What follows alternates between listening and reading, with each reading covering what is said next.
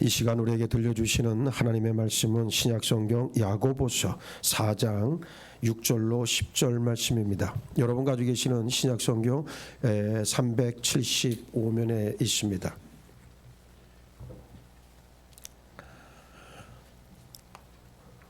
봉독하겠습니다.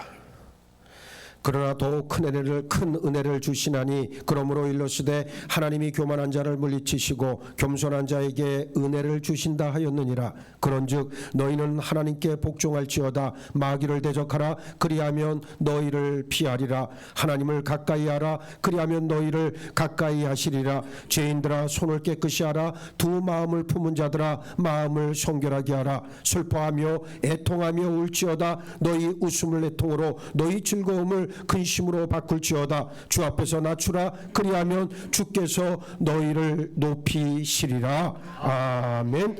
오늘 종료주의를 맞이해서 여러분들에게 준비한 말씀은 오늘 본문의 말씀을 통해서 내 영혼아 하나님을 가까이 하라는 말씀입니다. 자, 달걀에는 두 종류가 있습니다. 유정란과 무정란이 있어요. 수탉과 관계한 암탉이 낳은다. 나를 우리는 유정란이라고 말을 하고, 그리고 암탉 혼자 난 알은 무정란이라고 말합니다. 눈으로 구분해서는 이들을 알 수가 없습니다. 그러나 부화하는 알은 뭡니까? 유정란일 테고, 무정란에서는 죽었다 깨어나도 병아리가 나올 수 없습니다. 그 안에 생명이 있고 없고가 엄청난 차이를 만들어요. 어떤 사람은 예수의 복음을 듣고 반응하는 사람이 있고요, 또 어떤 사람은 복음을 듣고도 아무런 반응도 하지 않는 사람이 있습니다. 각자 사람 안에 하나님 주시는 생명이 있고 없고의 차이입니다.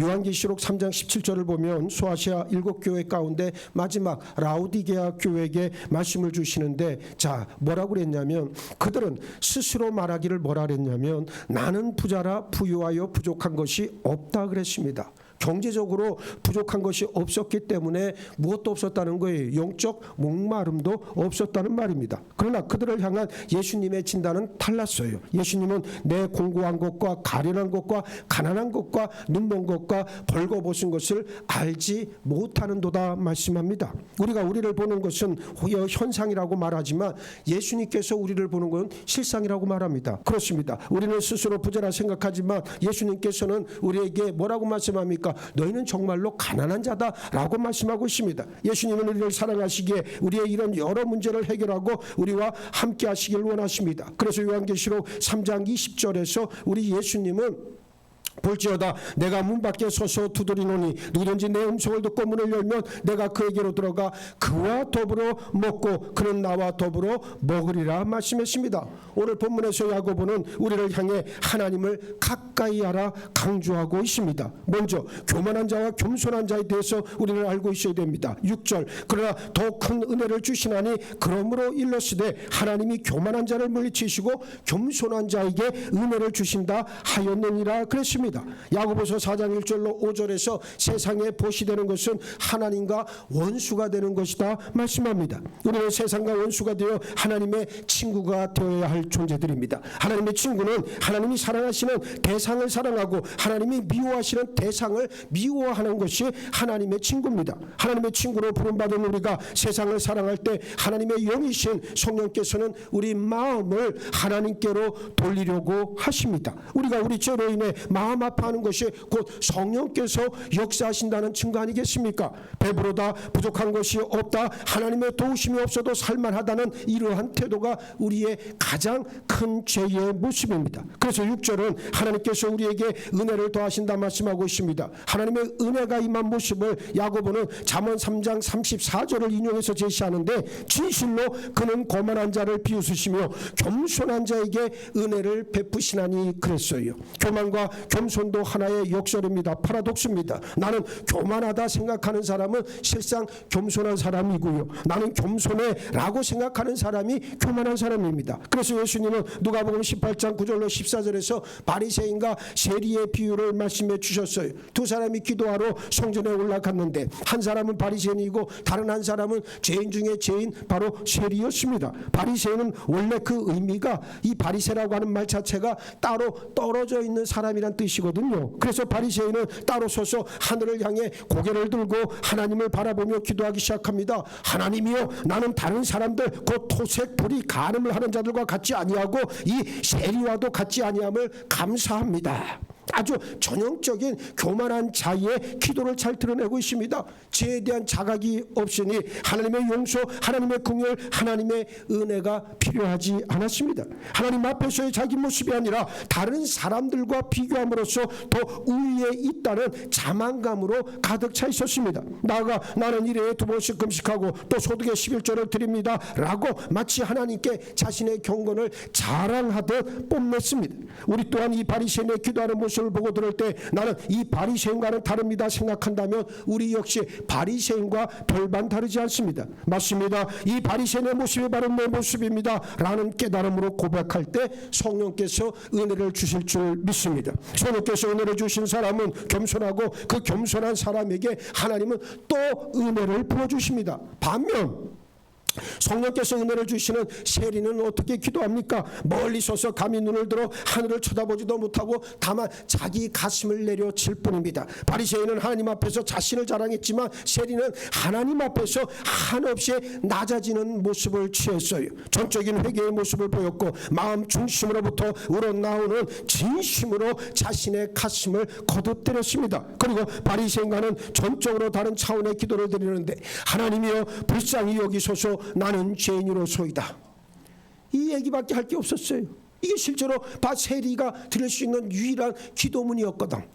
오늘날 많은 사람들에게 기도하십시오 그러면 세상에 미세하고 남들이 하는 말을 그대로 앵무새처럼 그대로 흉내내고 좋은 말을 갖다 붙이고 그러지만 정말 내가 죄인입니다. 하나님 내가 죄인입니다. 나에게 은혜를 베풀어 주옵소서. 나를 불쌍히 여겨 주옵소서. 이런 기도를 하는 사람을 찾기가 참 어려운 현실 아니겠습니까? 우리가 하나님 앞에 설 때마다 드리는 기도가 바로 하나님의 자비와 긍휼, 은혜를 구하는 기도, 하나님께서 우리 죄를 용서해 주시기를 간절히 기도하는 그런 기도 간구여야 한다는 사실입니다. 예수님께서 이 비유를 해주신 이유에 대해 자기를 의롭다 믿고 다른 사람을 멸시하는 자들을 향해서다 그러셨고 이 비유의 핵심은 누가복음 18장 14절에서 내가 너희에게 이르노니 이에 저 바리새인이 아니고 이 사람이 의롭다 하심을 받고 그의 집으로 내려갔다 말씀하셨단 말이. 누가 응답받았다고요? 세리가 응답받았다. 하나님의 기뻐하심을 입은 자의 기도는 바로 세리의 기도였다고. 바리새인의 기도가 아주 미사여구였고 아주 귀에 쏙쏙 들어오는 그런 말이었지만 그 기도는 진짜 하나님이 경멸하는 기도, 하나님이 증오하는 기도였다는 것을 우리에게 보여주고 있는 그런 말씀입니다. 예수님은 제자들의 발을 씻어주시면서 한번 목욕한 사람은 발만 씻으면 된다 그러셨습니다. 목욕은 성령으로 거듭나는 것을 말하잖아요. 발을 씻는 것은 일상에서의 죄를 하나님 앞에 고백하고 깨끗함 받는 것을 가리킵니다. 그래서 우리가 이 하나님 앞에서 날마다 우리의 이 죄악들, 이 더러운 오물들을 깨끗이 씻어내는 일은 무엇보다 중요한 겁니다. 그러면서 예수님께서는 이 비유를 마치면서 마지막으로 무릇 자기를 높이는 자는 낮아지고 자기를 낮추는 자는 높아지리라 말씀하셨습니다. 그러니까 우리는 늘 세리의 자세처럼 죄를 깨닫고 하나님께 고백하는 자세를 잃지 말아야 합니다. 세리는 다른 누구와 비교해서 자기가 더 죄인이라고 한 것이 아니에요. 그렇습니다. 하나님 앞에 우리 자신을 죄인으로 깨닫고 그리고 하나님께 구하고 하나님의 자비와 은혜를 구할 수 있는 우리 모두가 되기를 주의 이름으로 축복합니다. 자, 둘째, 하나님을 가까이 해야 합니다. 본문은 7절부터 10절까지 여러 개 짧은 명령문으로 하나님 앞에서의 바른 태도와 삶의 모습을 그려줍니다. 첫 번째, 그런즉 너희는 하나님께 복종할지어다 그랬어요. 성경 전체의 명령은 사실은 뭐겠습니까? 하나님을 예배하고 하나님의 말씀에 순종하라는 것 아니겠습니까? 하나님을 경외하는 것은 하나님의 말씀을 순종하는 것과 같은 거예요. 하나님은 예배하지만 말씀에 불순종한다면 이것은 가증한 일일 뿐입니다. 하나님을 예배한다는 것은 하나님께만 예배하고 그분의 말씀에만 순종한다는 의미예요. 그래서 순종과 복종, 순복이 중요합니다. 우상 숭배는 다름 아닌 하나님 아닌 것, 즉 피조물에게 절하고 경배하는 것으로 마귀를 따르는 짓에 불과하다는 말이에요. 두 번째, 그래서 야고보는 마귀를 대적하라 그리하면 너희를 피하리라 말씀합니다. 마귀는 우리에게 힘과 안락, 매력과 즐거움으로 다가옵니다. 미혹의 시작은 언제나 어떻습니까? 달콤합니다. 성도는 마땅히 이것을 분별할 능력을 길러야 하죠. 있지요. 여기서 우리는 우리에게 필요한 것과 필수적인 것을 정확하게 구분할 수 있는 눈을 가져야 합니다. 마귀는 우리에게 필요한 것을 들어서 미혹을 해요. 필요한 것, 우리에게 필요한 게 많잖아요. 그죠? 돈도 필요하고 편안한 집도 있어야 되고 좋은 자동차도 있어야 되겠죠. 세상에 권력도 있어야 되겠죠. 이런 필요한 것을 들어서 우리를 미혹합니다. 그러나 성도는 필요한 것을 넘어서 우리에게 반드시 있어야 할 필수적인 것을 하나님 앞에 구해야 된다는 말입니다. 그 필수적인 게 뭐겠습니까? 바로 말씀이요 성령입니다.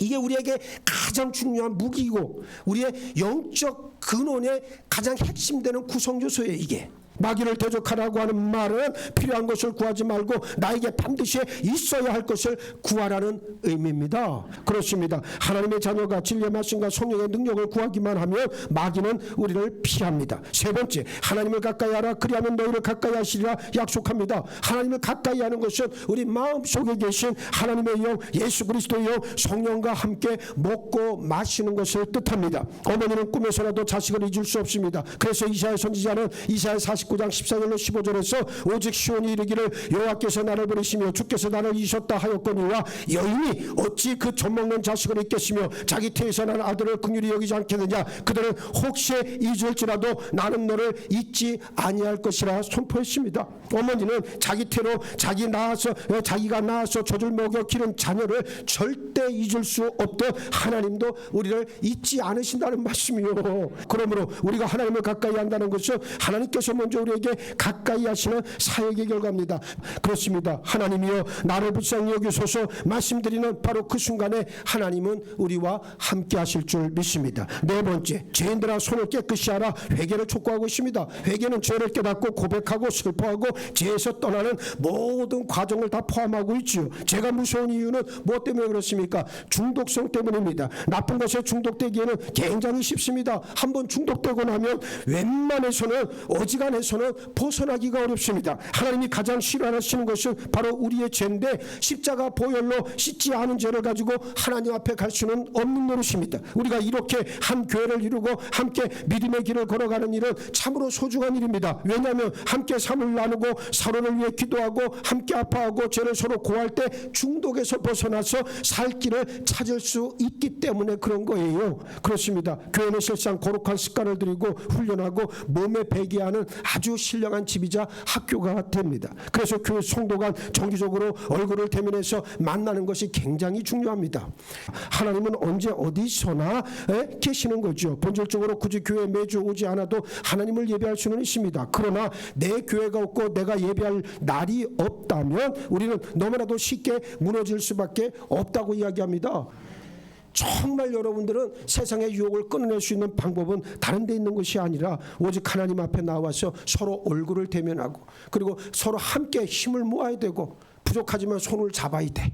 서로 힘을 붙잡고 같이 나가면 하나님께서 우리를 강하게 하시잖아요. 예? 한 겹줄로는 능히 못하겠지만 3겹줄, 4겹줄, 5겹줄만 돼보세요. 그게 얼마나 질겨집니까? 우리는 바로 그와 같은 존재들이 되어야 된다는 말입니다. 그래서 우리 예수원교회가 우리 모두에게 영혼의 안식처, 어머니의 태가 되어지길 축복합니다. 다섯 번째, 두 마음을 품은 자들아 마음을 성결하게 하라. 우리 마음을 돌아보도록 하고 있습니다. 세상 사람은 하나님을 모르기 때문에 두 마음을 품지를 않습니다. 그러나 하나님의 자녀, 하나님의 사람은 하나님과 마귀 사이에서 언제나 두 마음을 품습니다. 심지어 사도 바울마저 이 두 가지 마음의 법이 이 안에서 싸우고 있다고 고백하기까지 했습니다. 그래서 앞서 본 세리가 기도한 것처럼 우리 죄를 하나님께 정직하게 구하고 하나님의 용서와 긍휼을 날마다 구해야 합니다. 누구라도 예수 그리스도 존귀한 보혈로 깨끗함을 받아야 하고 확정된 심령으로 하나님 앞에 나아가야 한다는 말이 흔들리는 마음으로는 못 나가요. 그러니까 우리가 제사함 받고 성령 받으면 우리에게 주는 하나님의 은혜가 바로 무엇입니까? 확정된 마음을 줍니다. 흔들리지 않는 마음을 주고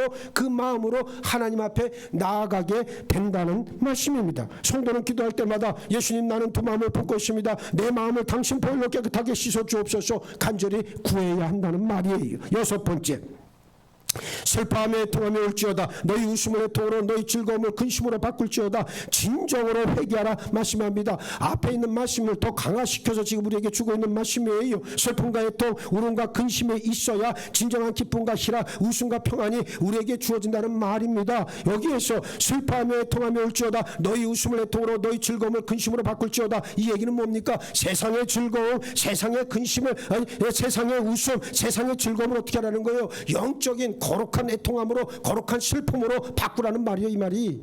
예?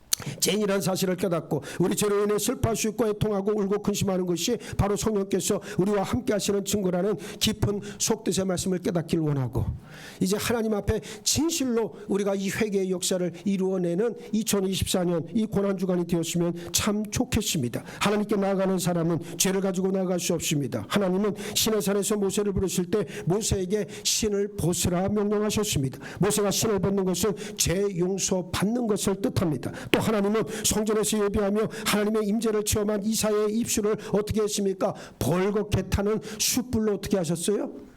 찢었어요. 찢었다고. 예? 그냥 숯불을 댄 것도 아니요. 가서 찢었다니까. 왜 찢었겠어요? 그 죄를 가지고 나를 대면할 수 없으니까. 하나님은 그렇게 해서 이사야의 입술을 찢었단 말이에요.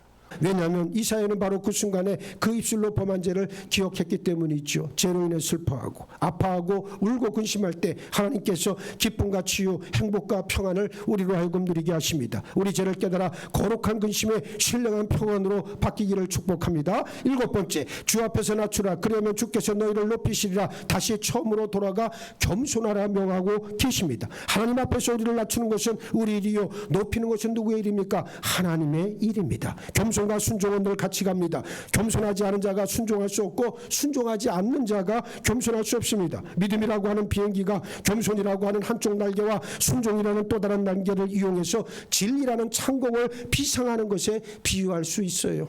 오늘 말씀의 결론, 누가복음 14장 11절에서 예수님은 무릇 자기를 높이는 자는 낮아지고 자기를 낮추는 자는 높아지리라 말씀하셨습니다. 겸손과 이 교만과 겸손이라고 하는 것은 순간의 일입니다. 내가 교만하다는 것을 깨닫는 순간 겸손해집니다. 내가 겸손하다 느끼는 순간 교만해집니다. 그러므로 우리는 늘 예수님만을 의지해야 합니다. 예수 앞에서 자신을 봐야 합니다. 다른 사람과 비교해서 우월감이나 또는 열등감을 갖는 것은 아무런 의미가 없습니다.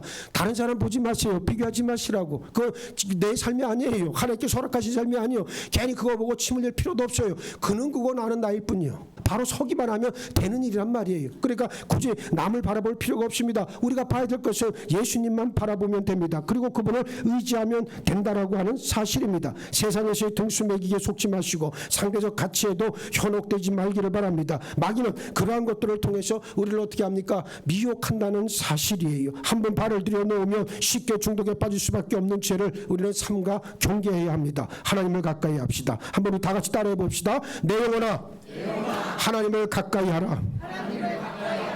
그 갖고 안 돼. 오른손 손을 불끈 쥐고 소리를 좀 고래고래 한번 질러봐요. 이제 뭐 여기 지금 9층인데 아무리 소리 질러도 시끄럽다고 쫓아올 사람 아무도 없어. 자, 내 영혼아, 하나님을 가까이 하라.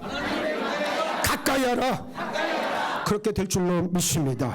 그래서 우리 모두 연약하기 그지없지만 이 시간 우리 예수홍교회를 생명처럼 여러분의 영혼의 어머니, 영혼의 안식처로 삼으시고 이제는 서로 힘을 하나님 앞에 온전히 의지하고 하나님을 믿음으로 선한 싸움에서 승리하는 여러분 모두가 되시기를 예수의 이름으로 축원합니다. 축원합니다. 축원합니다.